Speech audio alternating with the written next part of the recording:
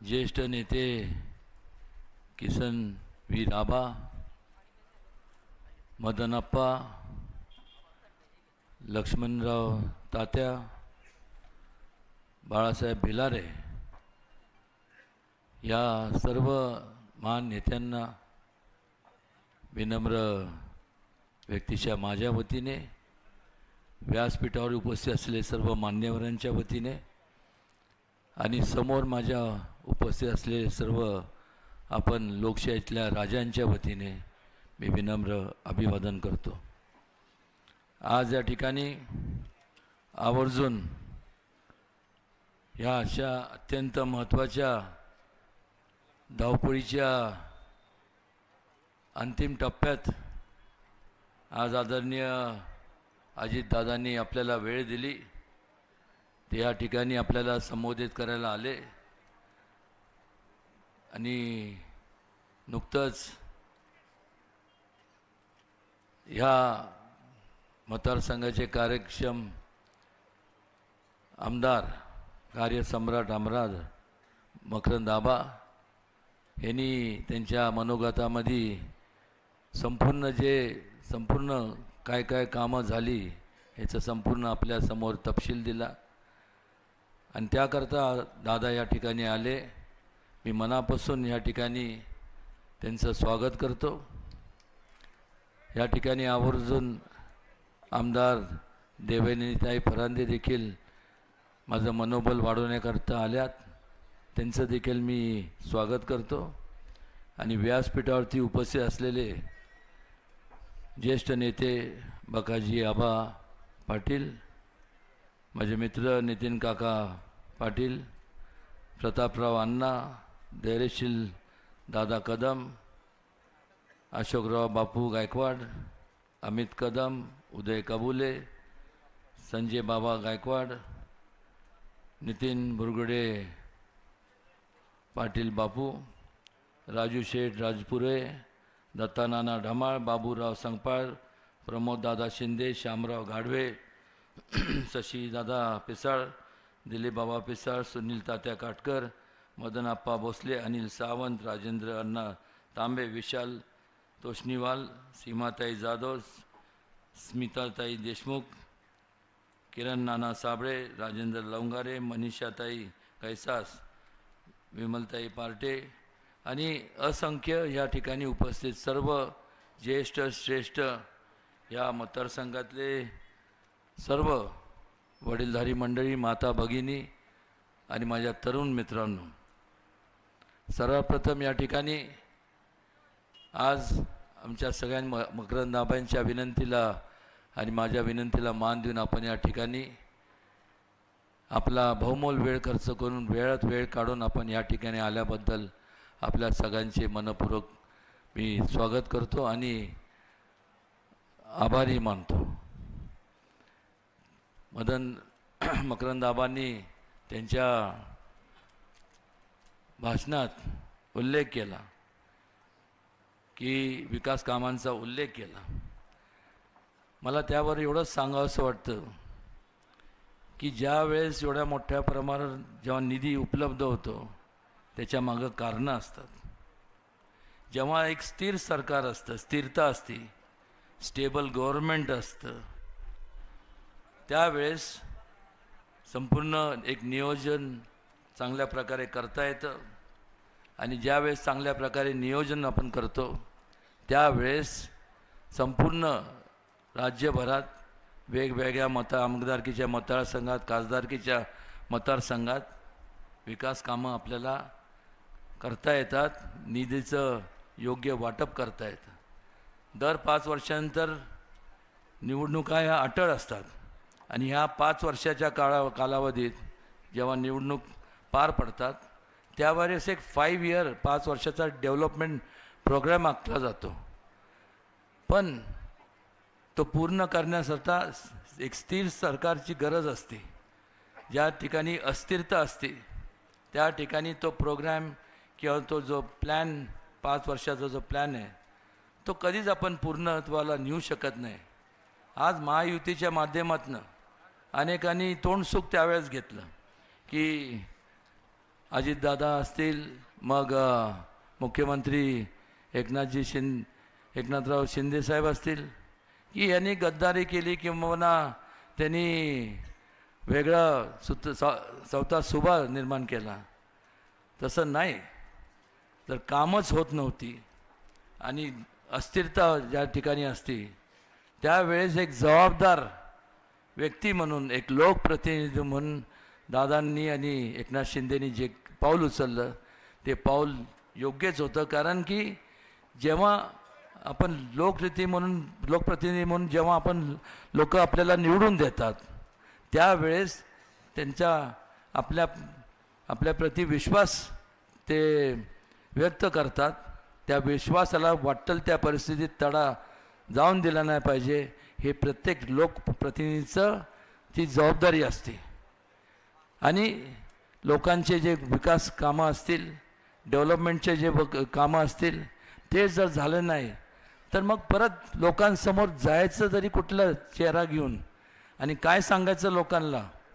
कारण की लोकांचा एकच विचार असतो, आम्ही आपल्याला मतदान केलं, आम्ही आपल्याला निवडून दिलं, त्यामुळे आता तुम्ही आमचे लोकप्रतिनिधी ह्या नात्याने जबाबदारी तुमची आहे की आमचं जे काय संपूर्ण जे आमच्या मूलभूत सुविधा आम्हाला मिळायला पाहिजे. आणि तोच एकमेव विचार घेऊन मगाशी म्हणजे अजितदादांनी आणि एकनाथ शिंदेसाहेबांनी तो निर्णय घेतला. त्यामुळे कुठल्या स्वार्थापोटी घेतलेला हा निर्णय नाही आहे. आणि स्थिरता जर स्थिरताबद्दल बोलायचं झालं तर आज या गेल्या 10 वर्षाचा कालावधी जर आपण पाहिला तर ह्यापूर्वी स्वातंत्र्यानंतर ज्यावेळेस काँग्रेसचं राज्य होतं तो काळ आणि हा काळ, आज लोकांना सोशल मीडियाच्या माध्यमातून किंवा मीडियाच्या चॅनलच्या माध्यमातून आज संपूर्ण जग एकदम जवळ आलेलं आहे. प्रत्येक जण विचार करतो की मग ह्या 10 वर्षात जे काही संपूर्ण योजना मायक्रो प्लॅनिंग, मायक्रो प्रोसेसिंग करून ज्या मार्गी लावण्यात आल्या, मग त्या काळात का झाल्या नाही. त्यावेळेस मीडिया एवढा नव्हता, त्यावेळेस सोशल मीडिया तर नव्हताच. आणि त्यामुळं आपल्याला लोकांना ज्या ठिकाणी आपलं वास्तव्य आहे त्याच्या पलीकडं काय चाललं हे कोणाला समजत नव्हतं. आणि म्हणून आपण एक विचार करणं पाहिजे की त्यावेळेस ज्यांना जबाबदारी दिली होती, ज्यांना भरभरून आपण मतदान केलं, त्यांनी काहीच केलं नाही. आणि पुन्हा मग आता आज महाविकास आघाडीच्या माध्यमातून लोकांसमोर जात असताना कुठल्याही प्रकारचं त्यांच्या पंतप्रधानांच्या उमेदवारावरती नावावरती देखील एकमत होत नाही. तिथंसुद्धा विसंगती पाहायला मिळते, तिथंसुद्धा मोठ्या प्रमाणावरती विस्कळीतपणा पाहायला मिळतो. कुठल्या प्रकारचं नियोजन नाही. कुठल्या प्रकारचं नियोजन जेव्हा नसतं तेव्हा प्रगती होत नाही. तेव्हा अधोगतीच्या दिशेने आपण वाटचाल करत असतं. हे आपण सगळ्यांनी समजून घेतलं पाहिजे. आज आपण या ठिकाणी विचार करणं गरजेचं आहे की या संपूर्ण देशामध्ये जवळपास 80% जे लोक आहेत हे शेती, त्यांचं संपूर्ण उदरनिर्वाह म्हणा किंवा त्यांचं अर्थव्यवस्था, कुटुंबाची अर्थव्यवस्था ही शेतीशी निगडीत आहे.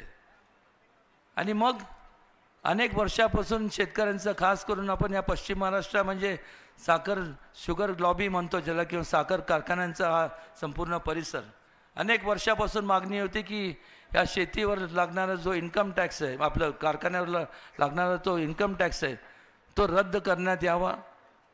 पण मात्र झाला नाही. का केला गेला नाही? इच्छाशक्ती नव्हती का त्याच्यावर विचार केला गेला नाही? हे कोडं हे कधी कोणाला सुटलं नाही. पण मात्र ज्यावेळेस अजितदादांनी आणि एकनाथ शिंदे साहेबांनी आणि देवेंद्र फडणवीसजींनी त्याच्यावर प्रामाणिकपणे बसून एक चांगला निर्णय घेतला आणि अमित शहाजींची भेट घेऊन आज संपूर्ण मगाशी मकरंदाबांनी जे उल्लेख केला की संपूर्ण तो इन्कम टॅक्सचा लागणारा जो मोठा कर होता तो कायम स्वरूपात आता रद्द झाला. एक प्रकारचा मोठा दिलासा तुम्हाला संपूर्ण शेतकरी वर्गाला मिळाला. आणि तो जर लागू केला असता तर मला सांगा काय अवस्था झाली असती. तुम्ही ऊस उत्पादक आहात, ऊस घातला कुठला असता? कारण कारखान्याची अवस्था अशी झाली असती की पगार द्यायचा कुठून, ताळमेळ सगळं आणि सगळं बिघडलं असतं. आणि त्यामुळं या बारकावे पाहणारं आता जे भारतीय जनता पक्ष आणि महायुतीचं शासन आहे हे एक प्रगतीच्या दिशेने वाटचाल करत आहे.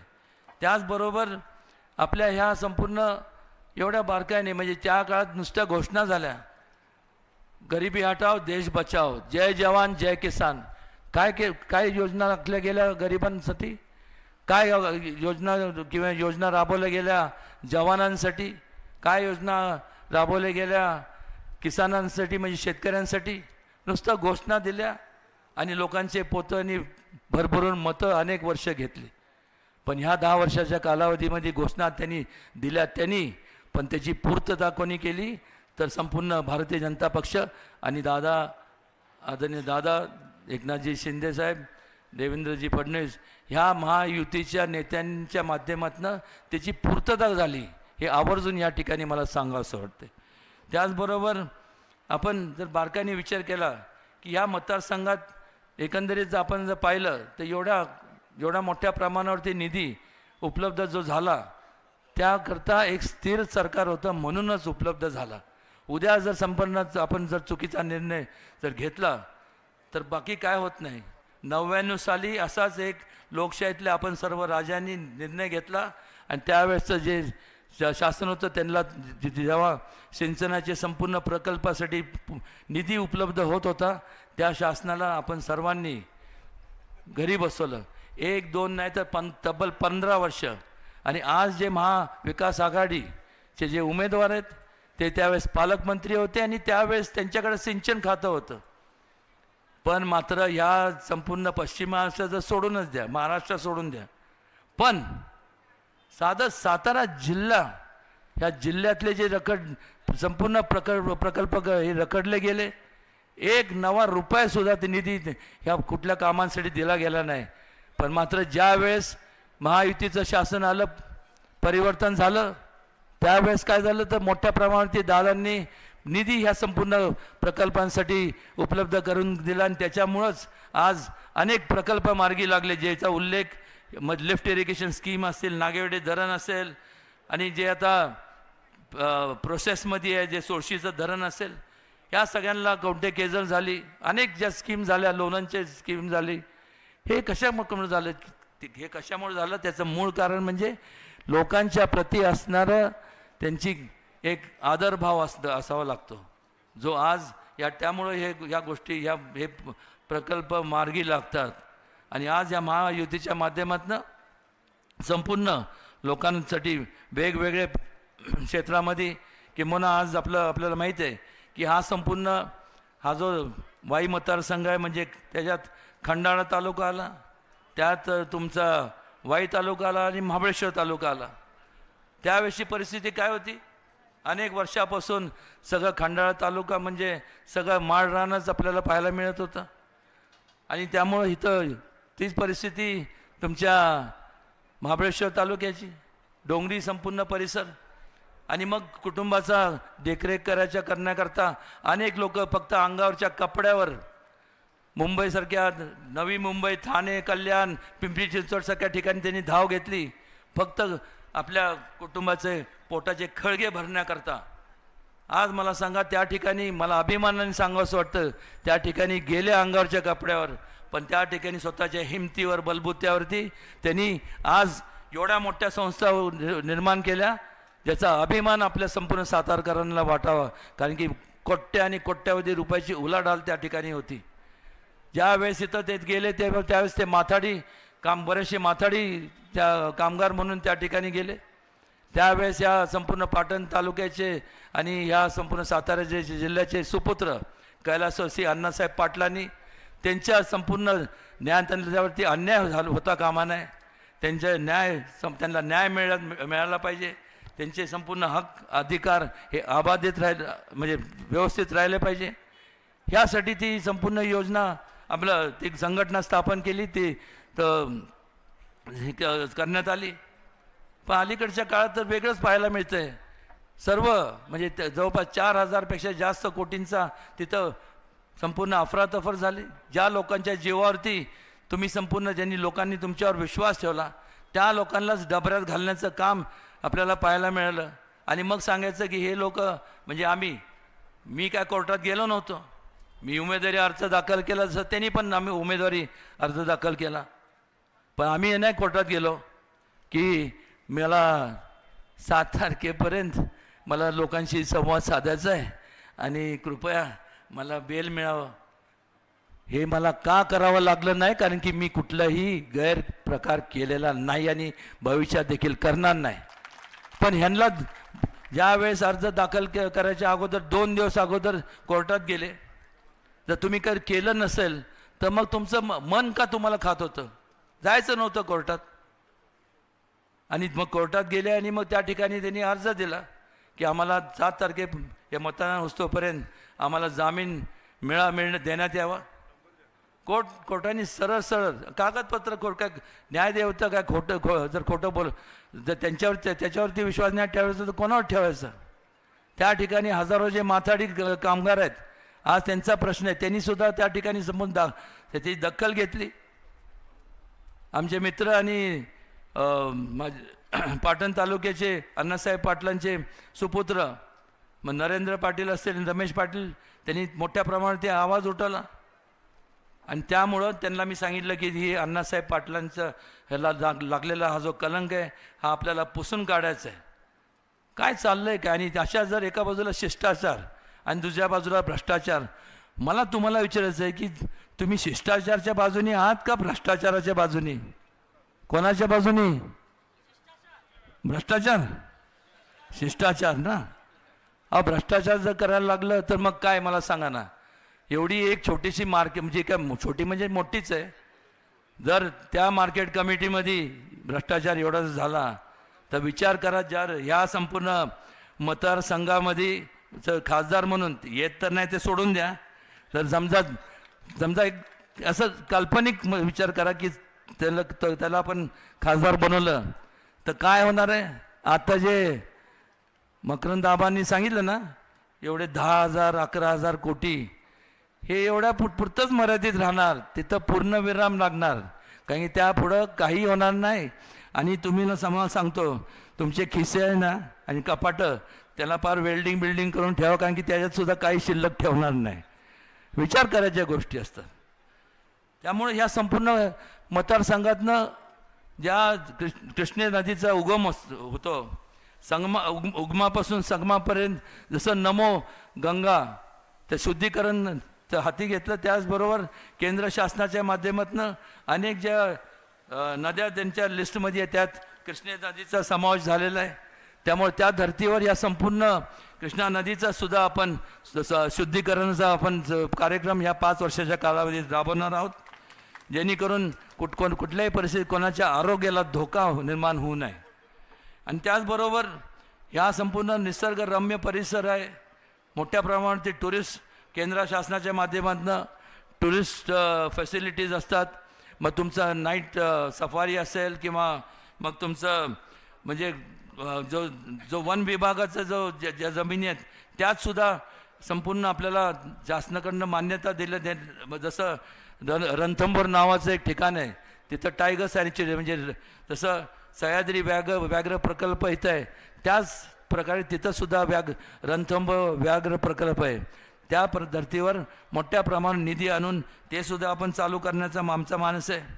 ह्या संपूर्ण खंडाळा, शिरवळ, केसुर्डी या ठिकाणी मोठमोठे जे कारखानदारी पाहायला मिळते, त्याच प्रमाणावर तशाच धर्तीवर वाईची जी थोड्याफार प्रमाणात थोड्या जी दुर्लक्षित झालेली किंवा तिथं जास्तीत जास्त कारखानदारी कशी येईल आणि रोजगार कसा उपलब्ध होईल यासाठी सुद्धा आम्ही प्रयत्नशील राहणार आहोत.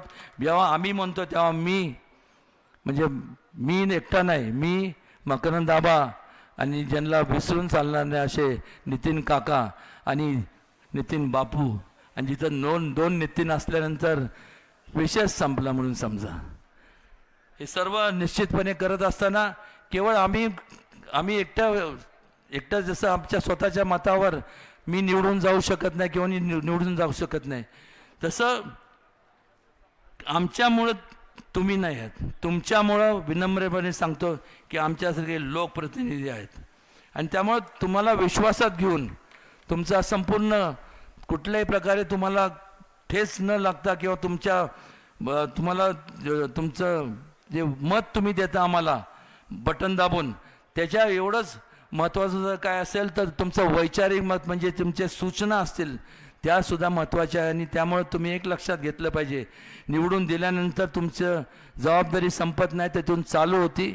प्रत्येकाने त्याचं हे लक्षात ठेवावं, कारण की आपापल्या ज्या ज्या ठिकाणी तुमचं वास्तव्य आहे त्या ठिकाणी नेमकं आपलं काय केलं पाहिजे याची जास्त माहिती तुम्हाला आहे. तशा सूचना आम्हाला दिल्यात. आता निश्चितपणे त्याच्यावरती केंद्र शासनाच्या आणि राज्य शासनाच्या माध्यमातून मी आणि मकरंदाबा आम्ही हातात हात घालून निश्चितपणे त्या पूर्ण तस नेऊ, एवढं या ठिकाणी आवर्जून सांगा असं वाटतं. आणि त्याचबरोबर आपल्याला माहिती आहे की स्ट्रॉबेरी, आलं आणि हळद मोठ्या प्रमाणावरती ह्या ठिकाणी त्याचं इथं उत्पादन होतं. याकरता संशोधन केंद्र त्या ठिकाणी केंद्र शासनाच्या माध्यमातून उभे केले जातील, हे सुद्धा सांगावंसं वाटतं. तीर्थक्षेत्राच्या बाबतीत बोलायचं झालं तर क्षेत्र महाबळेश्वर, मांढरदेवी असेल, धोम, वाई, प्रतापगडचा आणि ह्या संपूर्ण याचा एक आराखडा तयार करून ह्याच्या डेव्हलपमेंट करता असं देखील संपूर्ण प्रयत्न करणार. मकरंदाबा तर निश्चितपणे त्यांनी ती प्रक्रिया चालू केलेली आहे. माझ्या परीने जेवढं काय हातभार लावता येईल, जेवढं काय करता येईल त्यात कुठं कमी पडणार नाही.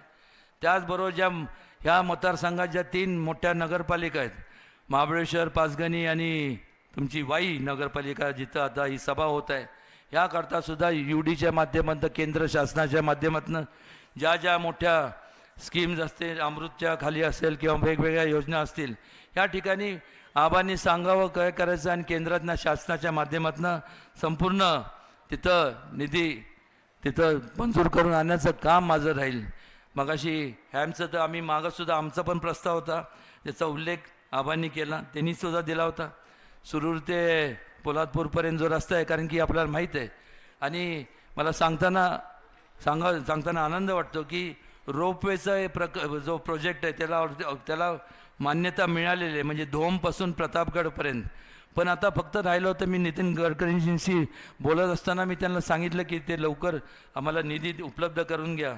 पण दादा त्यावेळेस मला नितीनजींनी सांगितलं की ते महाराष्ट्र शासन ते करणार आहेत, त्यामुळं आपण ते म्हणजे लक्ष देऊन दिलं तर निश्चितपणे ते होईल याची मला खात्री आहे.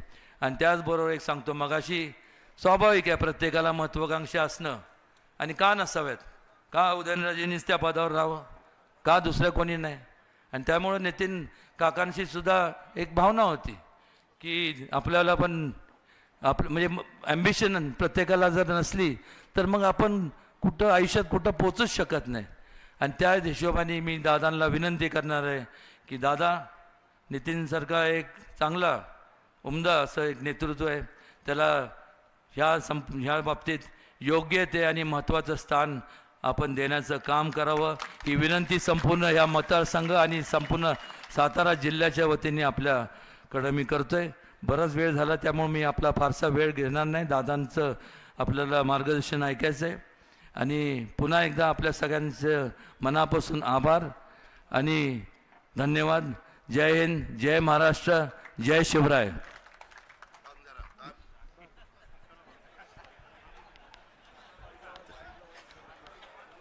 आपले महायुतीचे उमेदवार श्रीमंत छत्रपती उदयनराजे भोसले, विधिमंडळातील माझे सहकारी मकरंदाबा पाटील, तसंच देवायनताई परांजपे